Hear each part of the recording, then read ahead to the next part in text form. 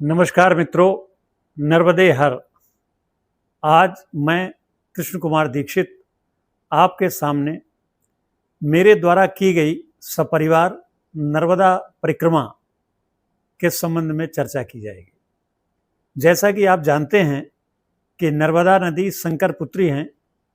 शिव जी जब तपस्या में रत थे तो उनके चेहरे से, उनके मस्तक से एक पसीने की बूंद नीचे गिर गई और वो बालिका रूप में उत्पन्न हुई। उसने कहा कि मैं स्वर्गलोक जा रही हूँ। तो शंकर जी ने प्रार्थना किया कि मृत्युलोक के लोगों के कल्याण के लिए तुम मृत्युलोक जाओ और उनको मोक्ष प्रदान करो।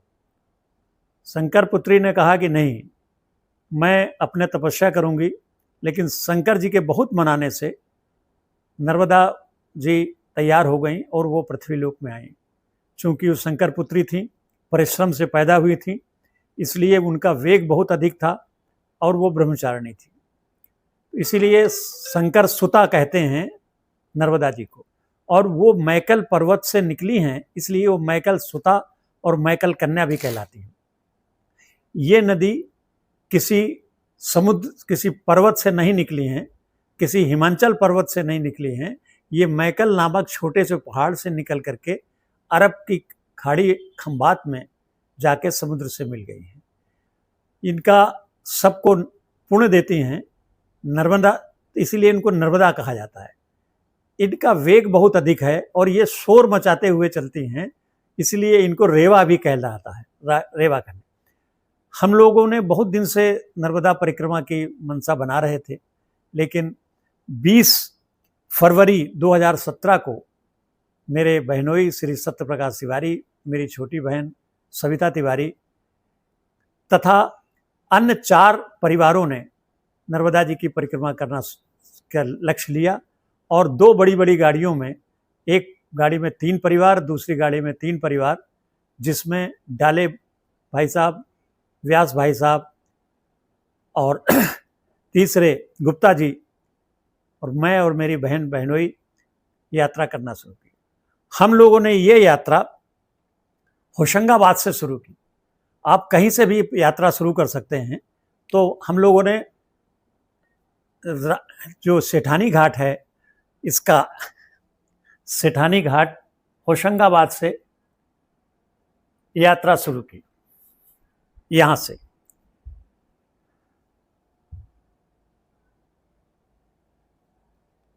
से होशंगाबाद से शुरू की। लेकिन परंपरा है कि नर्मदा परिक्रमा ये खंडवा में ओमकारेश्वर से शुरू करना चाहिए। तो हम लोग खंडवा आ गए। यहाँ से हमने अपनी परिक्रमा शुरू की। खंडवा में ओमकारेश्वर की पूजा की और यहाँ से विधिवत परिक्रमा की। परिक्रमा करने के पहले हमने कसम खाई कि हम इस परिक्रमा समय में कोई पाप नहीं करेंगे, मानसिक रूप से ब्रह्मचारी रहेंगे, परोपकार करेंगे और मन में नर्मदा जी के प्रति श्रद्धा रखेंगे। तो और नर्मदा को कभी क्रॉस नहीं करेंगे, नर्मदा के दूसरी ओर नहीं जाएंगे। तो इसके बाद हमने यहाँ से, ये नर्मदा नदी है, हमने यहाँ से नर्मदा जी की परिक्रमा शुरू की।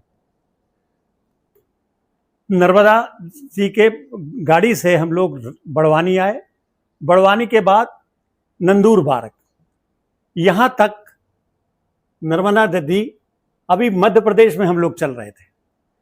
नंदूरबार ये महाराष्ट्र का एक शहर है। अब नर्मदा जी महाराष्ट्र में प्रवेश करते हैं। फिर नंदूरबार के बाद राजपीपला, ये गुजरात का शहर है। गुजरात से होते हुए हम लोग खंबात की खाड़ी पर पहुंच गए। यहाँ पर नर्मदा नदी जी की 2 धाराएं हो जाती हैं और वो खंबात की खाड़ी में अरब सागर से मिल जाती है। हमें एक नियम है कि हम नर्मदा जी को परिक्रमा में पार नहीं कर सकते, लेकिन जब नर्मदा जी समुद्र में समाहित हो जाती हैं तो नर्मदा नदी का अस्तित्व तो खत्म हो जाता है। तो यहाँ से 10 किलोमीटर आगे हम लोग नाव से होते हुए बजरे से होते हुए दूसरी तरफ आ गए। हमारा जो सामान है और गाड़ियां हैं वो अंकलेश्वर से पुल के माध्यम से आ गए हैं। हम लोग पुल के माध्यम से इसलिए नहीं आए कि हमने कसम खाई थी कि परिक्रमा के समय नर्मदा जी को पार नहीं करेंगे। यहाँ पर अब भड़ौच के पास हम लोग यात्रा से निकले। आजकल भड़ौच में बहुत बड़ी प्रतिमा पटेल जी की आ गई है, आप लोग ज़रूर इसको देखने जाइए।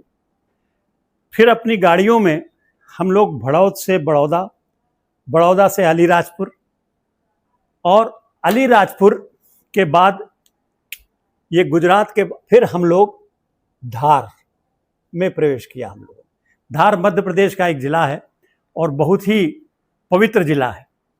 यहाँ पर हमने तब तक दीप होली का पर्व आ गया और उस समय चलना मना था, तो हम लोगों ने धार के एक शहर में 2 दिन बिताए और इसके बाद देवास, रायसेन